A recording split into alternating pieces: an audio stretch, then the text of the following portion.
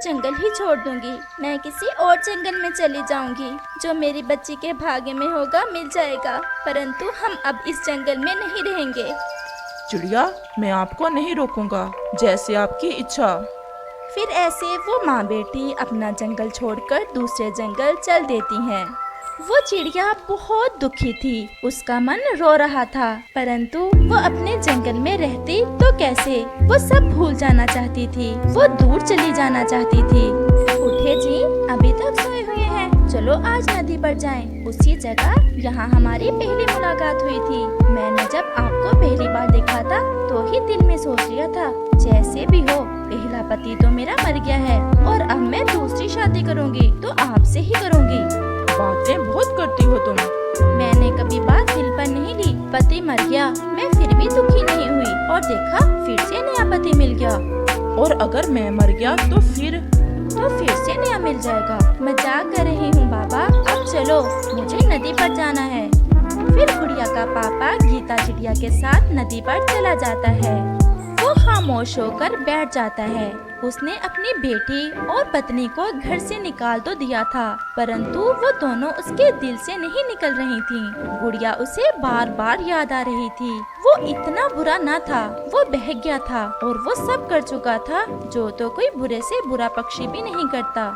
कोई बात करो, कैसे चुप करके बैठ गए हो? मुझे गुड़िया याद आ रही है। अब आप गुड़िया को छोड़ें और अब हमारे भी तो बच्चे होंगे, तुम उनमें से ही किसी का नाम गुड़िया रख लेना। अच्छा, अब मेरा मूड खराब ना करो, आपने अभी मेरा गुस्सा नहीं देखा।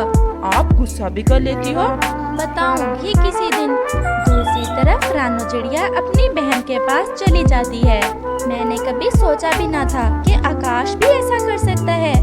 वो ऐसे नहीं थे, न जाने क्या हो गया, और वो तो ऐसे पत्थर हो गए, छोटी सी गुड़िया पर भी जरा ध्यान आई। ये घर तुम्हारा ही है, मेरे पास पक्का घर तो नहीं है, परंतु जो भी है इसे आप अपना ही समझो। फिर रानू चिड़िया और उसकी बेटी गुड़िया पास में ही बुलबुल के खेतों में काम करने लग जाती हैं। वो बुलबुल के फूल तोड़ तोड़ कर जमा करती और फिर उन फूलों का रस निकालने में बुलबुल की मदद करती।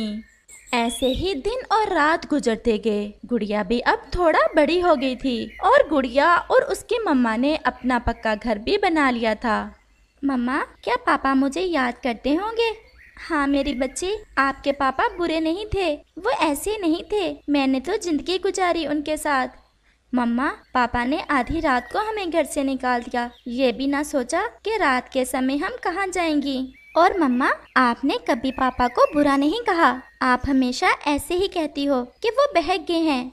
गुड़िया मेरी जान, हर दुख हंस कर सह जाओ और किसी का कोई गिला ना करो, यही तो असल जिंदगी है। दूसरी तरफ आकाश और गीता बैठे हुए थे कि गीता आकाश से कहती है, आकाश, आप मुझसे कितना प्यार करते हो? आप भी ये पूछ रही हो? तुम्हारी खातिर मैंने अपनी पत्नी छोड़ दी, अपनी मासूम छोटी बच्ची छोड़ दी। वो तो सब ठीक है, परंतु मुझे तो ये घर चाहिए। क्या आप ये घर मेरे नाम लगवा सकते हो? ये आप कैसी बातें कर रही हो? ये घर पहले भी तो तुम्हारा ही है, तुम्हारे और मेरे अलावा और कौन रहता है इस घर में? डर के ना? अगर ना डरते तो कहते लगवा लो अपने नाम। अगर ऐसे आप खुश हो तो अपने नाम लगवा लो, मुझे आप पर पूरा विश्वास है। ऐसे फिर अगले रोज गीता चिड़िया उस घर के पेपर अपने नाम करवा लेती है। अब खुश हो? मैं तो पहले ही खुश थी, वो तो ऐसे ही मैंने आपका प्यार देखा था। अच्छा, अब सो जाएं, कल झरने पर जाएंगे, मुझे बहुत नींद आ रही है। फिर ऐसे वो सो जाते हैं, परंतु गीता तो सोने का नाटक कर रही थी। वो कब सोई थी? जो जालम अपनी पत्नी का ना बना, अपनी छोटी बेटी का ना बना, मेरा कैसे बन सकता है? रात के अंधेरे में गीता वहाँ से चली जाती है। सुबह होते ही आकाश के घर पर दस्तक होती है। जी बताएं, कौन है आप? हमसे पूछ रहे हो कौन है हम? अभी कल ही तो बेचा है ये घर आपने हमें, आपकी पत्नी ने ही तो सारी रकम ली है। ऐसा नहीं है, मैंने ये घर किसी को नहीं बेचा। अच्छा, तो फ्रॉड करना चाहते हो? ये देखो, ये सिग्नेचर किसके हैं? ये देख तो आकाश हैरान हो जाता है। वो जान जाता है उसकी पत्नी ये घर बेचकर कहीं भाग गई है और फिर ऐसे आकाश को वो घर छोड़ना पड़ता है। वो बहुत परेशान था। उसे कुछ समझ नहीं आ रहा था कि वो कहाँ जाए। फिर वो कबूतर की तरफ जाता है। कबूतर, क्या आपको पता है कि गुड़िया और रानो चिड़िया कहाँ रहती हैं? क्या कोई दुख बाकी रह गया है जो तुम उन्हें देना चाहते हो? आकाश तो जोर जोर से रोने लग जाता है। मुझसे बड़ी भूल हो गई। मैं उस चिड़िया की बातों में आ गया था और अब वो चिड़िया मेरा घर ही बेच कर कहीं भाग गई है। ये सजा तो तुम्हें मिलना ही थी। दूसरे जंगल में नदी के पास रहती है आपकी बेटी और पत्नी। बड़े पेड़ पर जो सुंदर और पक्का घर है वो उन्हीं का है। ऐसा कहते हुए कबूतर वहाँ से चला जाता है। फिर आकाश भी वहाँ से उड़ता है।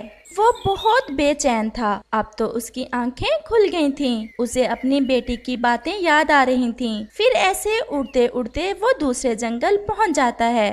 बुलबुल बहन, यहाँ एक चिड़िया रहती है। उसकी एक बेटी भी है, गुड़िया है नाम उसका।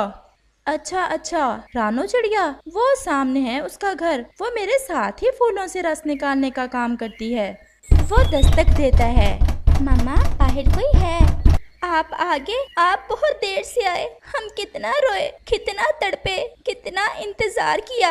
पक्षी भूल जाते हैं, परंतु आप तो हमें पक्के पक्के ही भूल गए। आपकी बेटी ने कितना इंतजार किया आपका। आपने तो ये भी ना सोचा कि रात को हमें घर से ना निकाले। रात तो गुजार लेने देते आप हमें। गुड़िया की मम्मा ऐसे बातें किए जा रही थी और रोए जा रही थी। आकाश खामोश था। वो तो बस रोए ही जा रहा था, क्योंकि उसके पास शब्द न थे कि वो अपनी बेटी और बेटी से कैसे बात करे। इस कहानी से हमें सीख मिलती है कि हमें कभी भी किसी गैर की बात में आकर अपने खून के रिश्तों से मुंह नहीं मोड़ना चाहिए, क्योंकि बाद में हमेशा पछताना ही पड़ता है।